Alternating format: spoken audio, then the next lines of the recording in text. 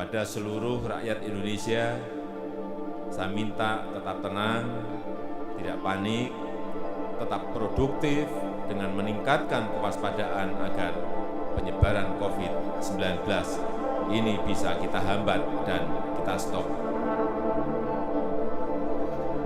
Dengan kondisi ini, saatnya kita kerja dari rumah,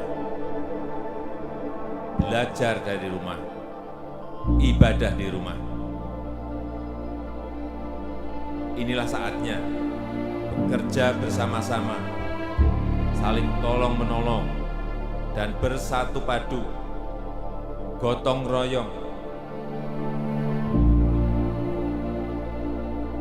Kita ingin ini menjadi sebuah gerakan masyarakat agar masalah COVID-19 ini bisa tertangani dengan maksimal.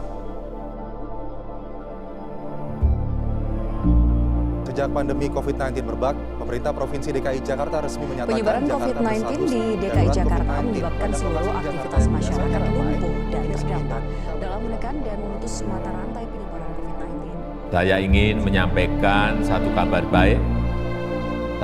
baik, bahwa hari ini pemerintah sudah menerima 1,2 juta dosis vaksin COVID-19.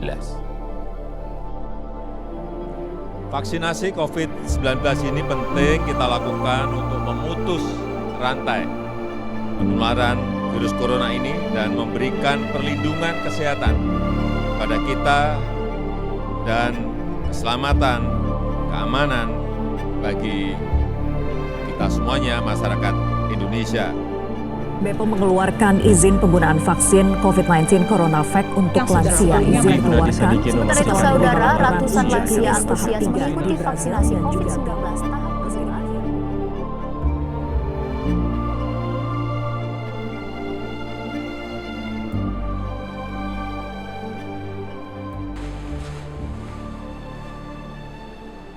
Halo teman-teman, di dalam rangka menyukseskan program vaksinasi pemerintah, GKI diberikan kesempatan untuk terlibat sebagai sentra vaksinasi. Sentra vaksinasi GKI dilaksanakan di GKI Pluit. Tahap pertama sudah dimulai 22 Maret sampai 3 Mei. Ribuan orang divaksin. Dan program ini melibatkan kurang lebih 50 relawan muda dari seluruh GKI. Dan berikut ini adalah kisah-kisah mereka. Ya, halo. Oke, halo, nama gue Ricky Krisna. Nama aku Ines pakai S. Perkenalkan, nama aku Natalia. Tapi mungkin beberapa relawan taunya Natania. Saya Jeremy. Saya Lisa. Aku Ryan Giggs Venedin, biasa dipanggil Giggs. Nama aku Adeline. Umurnya saat ini 29 tahun. 22 tahun, 23 tahun. 22 tahun. 21 tahun. 19 tahun. Yang dilakukan saat ini Sekarang lagi kerja. macam bingung juga sih. Kerja pelayanan. Jadi sebenarnya aku freelance sih. Gue masih Mahasiswa di perhotelan. pejuang skripsi. Doain ya biar cepat lulus. Intinya gitu. Iya.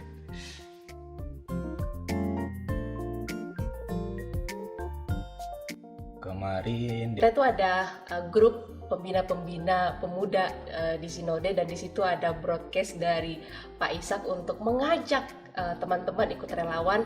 Ngeliat grup pengurus tuh kok rame, kan aku kadang-kadang baca chat jarang gitu, tapi pas aku lihat Diajak lah kayak gitu, di-share di grup. Ada yang mau pelayanan nggak? dan ini awalnya tuh dari Kokoh. Jadi Kokoh awalnya ditawarin jadi relawan, terus ditanyain mau ikutan atau enggak gitu. Aku pengen nih, tapi aku tahu aku aja selama lagi corona ini susah banget keluar. Sebenarnya Kogik sudah nanyain aku, tapi karena satu hal jadi nggak bisa. Akhirnya aku coba izin sih ke papa mama, puji Tuhannya Ujung-ujungnya bisa gitu. Terus gue iseng reply story dia, Giggs, gue boleh ikut ya nih jadi relawan?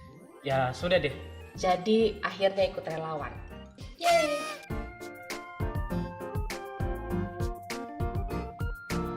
Apa yang mendorong gue untuk menjadi relawan adalah apa ya? Mendampingi anak-anak pemuda dari Kebayoran Baru yang ikut relawan.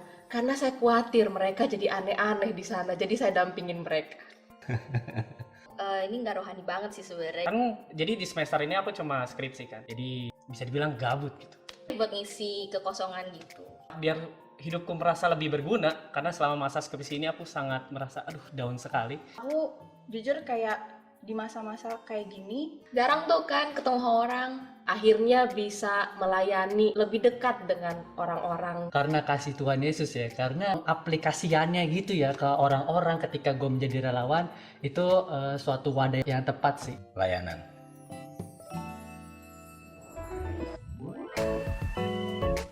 Job desk gue yang paling sering gue dapet sih Macem-macem sih ya kalau di sana tuh kemarin bantuin ushering. pasien udah dapat kertas nih, terus gue nganterin tuh dari meja satu ke bagian tensi darah. Tujuannya apa? Biar cepat. Kalau nggak ada yang ushering, karena kadang-kadang tuh masih ada pasien yang bingung gitu, abis dapat kertas bingung dia mau ngapain. Jadi dengan adanya usher, jadi dia tahu gitu kapan harus ditensi. Kadang gue juga manggilin nama mereka biar alur vaksinasi lebih cepat gitu. Pertama itu saya ditugaskan untuk di piker. ngeregisin pasien-pasiennya gitu. Nah terus habis itu cek nomor HP, terus cek data-data, intinya kayak gitu sih. Nah semingguan ini di meja -1. Jadi kebetulan di meja -1 itu adalah kita masukin data kehadiran orang-orang yang datang gitu, dan kita panggilin orang-orang yang kartunya kartu hijau gitu. Jadi kita panggilin namanya sesuai dengan nomor hijau mereka, lalu kita masukin data mereka sesuai KTP, dan kita mintain datanya dan kita checklist kehadiran mereka. Ada satu yang berkesan, aku tuh di masa-masa akhir relawan, aku di samping Ko Isak gitu. Asik. Kerjaannya ngapain tuh? Jadi teman-teman, aku sama Ko Isak ini yang ngecek undangan.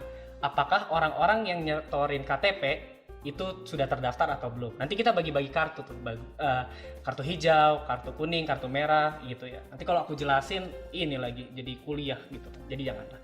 Nah terus udah kayak gitu, nah bisa diibaratkan kalau misalkan nama orang-orang ini yang kasih KTP tidak ada, mereka tidak boleh masuk dan tidak bisa divaksin. Jadi aku dan Ko Isak itu kayak malaikat pencatat kitab kehidupan. Kayak gitu teman-teman. Seru. Salam buat Ko Isak. Tapi pernah juga karena antrian yang cukup padat, jadi saya membantu tensi orang-orang yang datang hari itu. Terus bantuin anterin oma-oma, opa-opa ke meja observasi, nyatet-nyatet di depan, pulin KTP, ya macem-macem lah ya.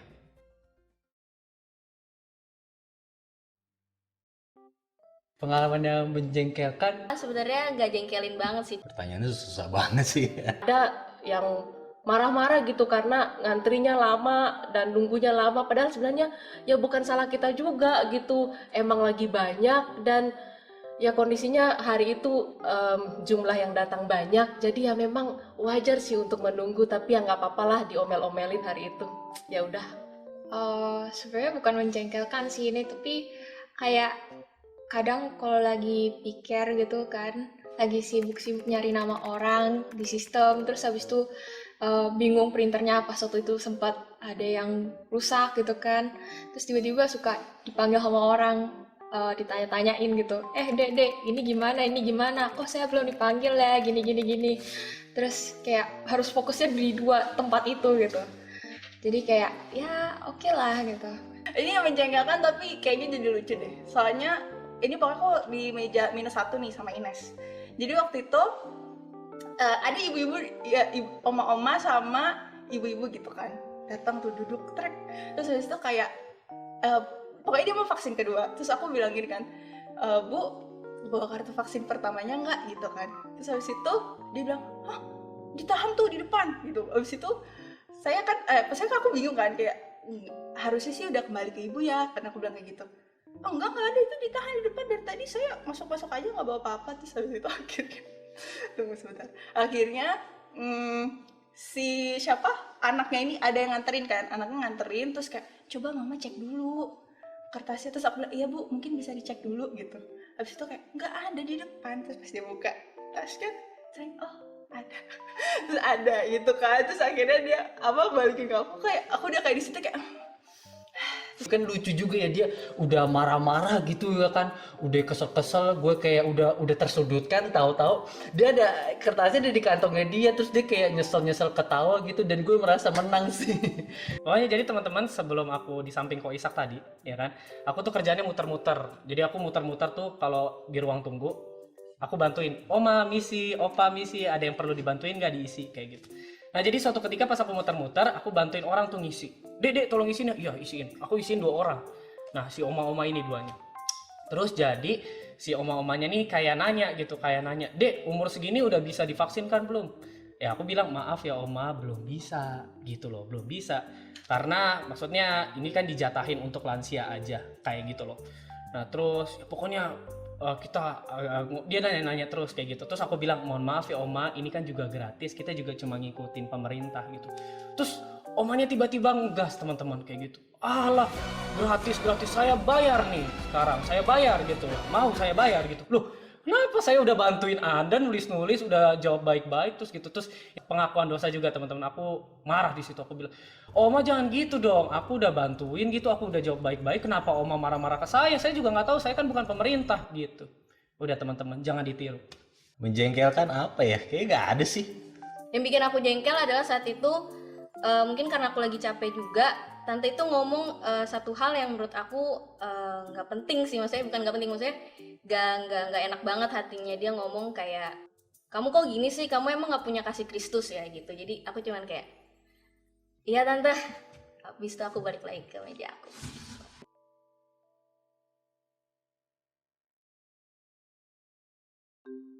Pengalaman menyenangkan, semuanya menyenangkan sih. Kesempatan melayani sama-sama di tengah krisis ini itu membawa sukacita tersendiri. Jadi bukan hanya menyenangkan tapi sukacita, joy.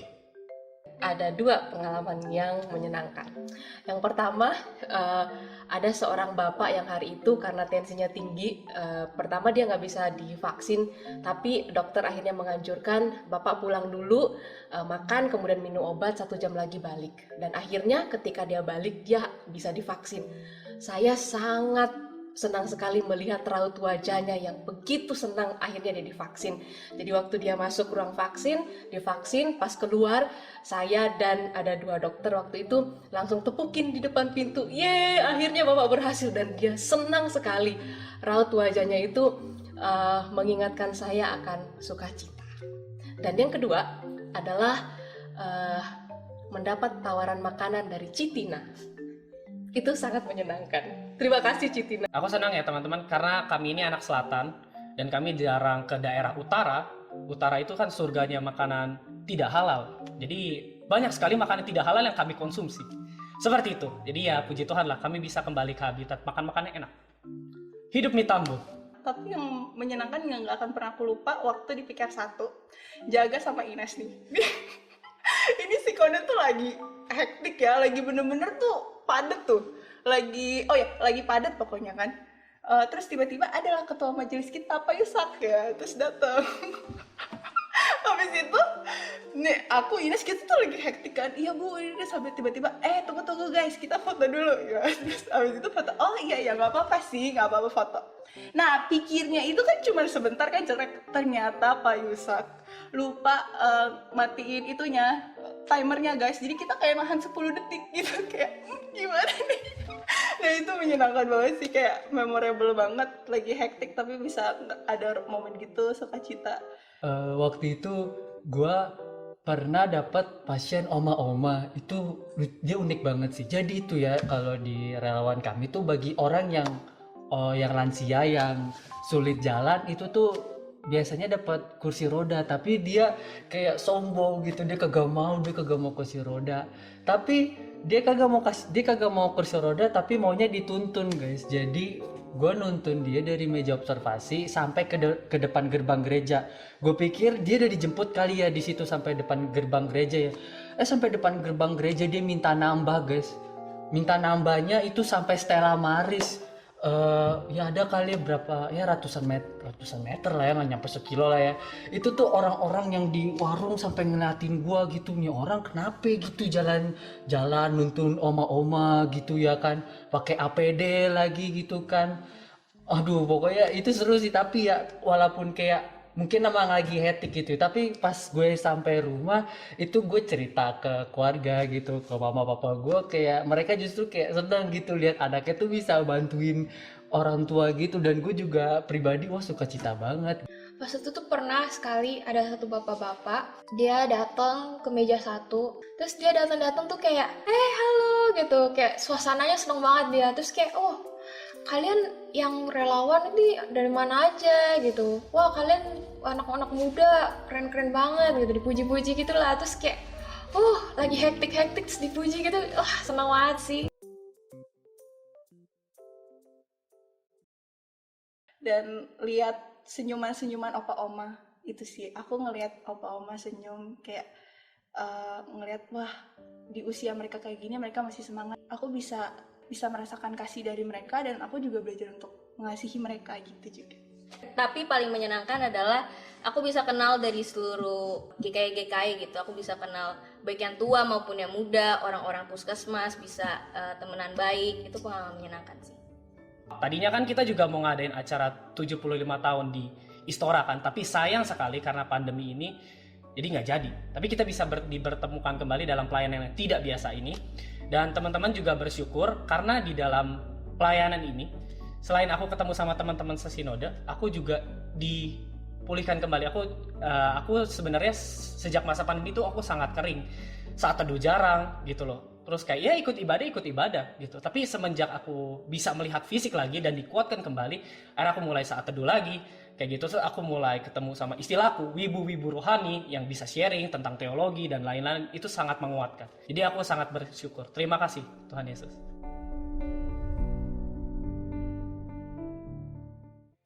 Semoga kita bisa cepet-cepet ketemu bareng. Ya tetap semangat lah ya. Di tengah krisis seperti ini, di tengah banyaknya pergumulan, tetap semangat, kasih yang terbaik. Mari kita memanfaatkan waktu kita untuk melayani Tuhan dan kita bersekutu ke arah yang positif dan berdampak buat sesama begitu. Memang corona ini belum berakhir, tapi tetap berpegang teguh sama Tuhan. Kamu bisa masih ada sampai hari ini pun, kan itu kayak anugerah gitu dari Tuhan, dan berpengharapan sama Tuhan, tenang aja, kita terus berjalan sama Tuhan. Tetap rendah hati, jangan mandang orang dari segi apapun. Semoga COVID segera berakhir. Dan semoga teman-teman tetap beriman karena Tuhan tidak pernah meninggalkan kita di dalam masa apapun. 75 tahun GKI Impacting More. Promosi GKI terus. Harapan buat teman-teman, walaupun di masa pandemi, walaupun di masa sulit, mungkin kita berpikir pelayanan apa yang kita bisa lakukan, tapi saya yakin kalau kita punya semangat untuk melayani, Tuhan pasti buka jalan untuk kita bisa melayani. Kami yang melayani di sana mungkin nggak pernah berpikir bahwa akan ada pelayanan seperti ini, tapi justru di masa sulit Tuhan bukakan pelayanan ini, dan itu sangat luar biasa.